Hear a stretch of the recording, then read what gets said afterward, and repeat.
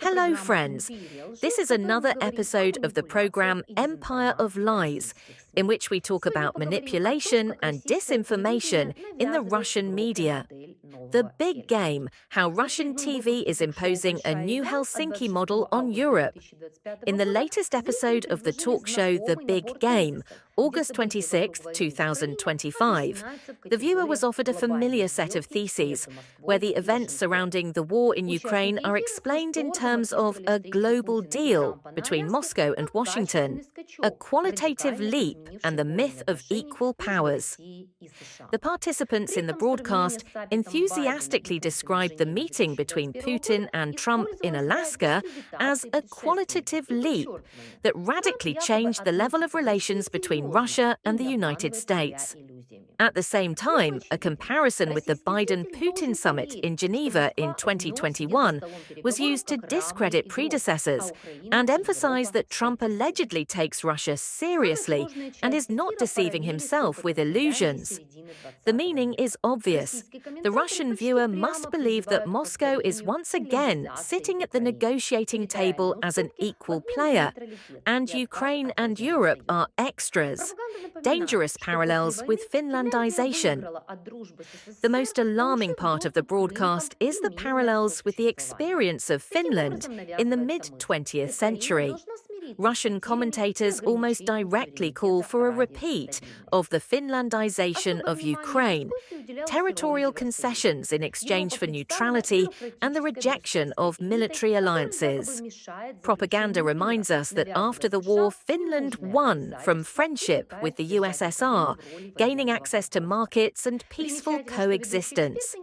Thus, the idea is imposed.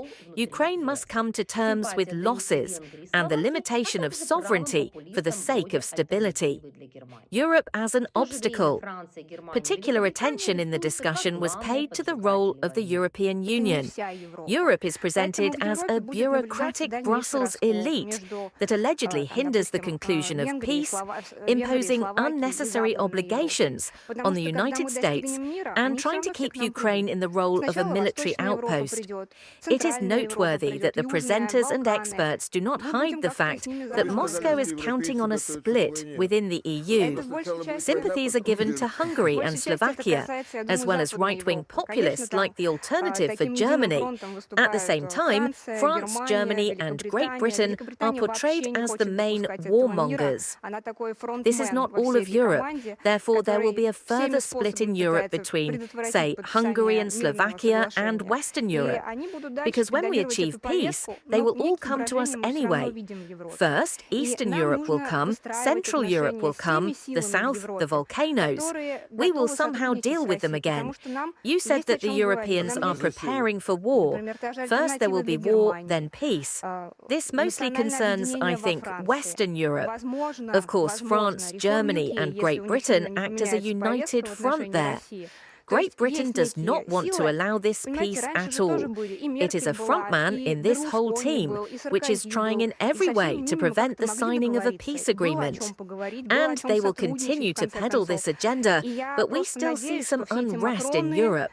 Europe as an object of pressure. During the program, a more cynical message was also heard. We do not interfere in the internal affairs of the EU, but we are looking for strength for dialogue. That is, Moscow openly declares its bet on internal disagreements and support for those parties that are ready to cooperate with the Kremlin. For the European audience, this is a signal. The Kremlin is again betting on a political split in order to weaken the unity of the EU regarding Ukraine. You were on the program Empire of Lies. See you soon.